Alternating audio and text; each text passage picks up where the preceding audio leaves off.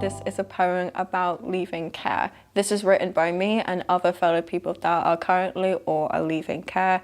And this is generally how I feel about being in care and talking about stereotypes. Glamorized care. Life is you get judged quite a bit. I wanted attention, but I got depression. If you feel like you're not fine, it's okay, you can just call Childline. Have a hot bath, have a hot cup of tea. But can you see that does not actually help me? My mental health is chronic, but I think I'm pretty iconic. Care might not be the place you want to be, but when you're 18, you are free, to a certain extent.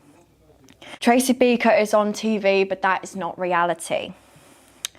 This is something that you do not glamorize. This is our everyday life. Some social workers are really not that fun, but at least we know they actually get the job done. Understanding is what we need. We don't ask for much. We really don't plead. And we are not weak. We have a future we want to see. Thank you.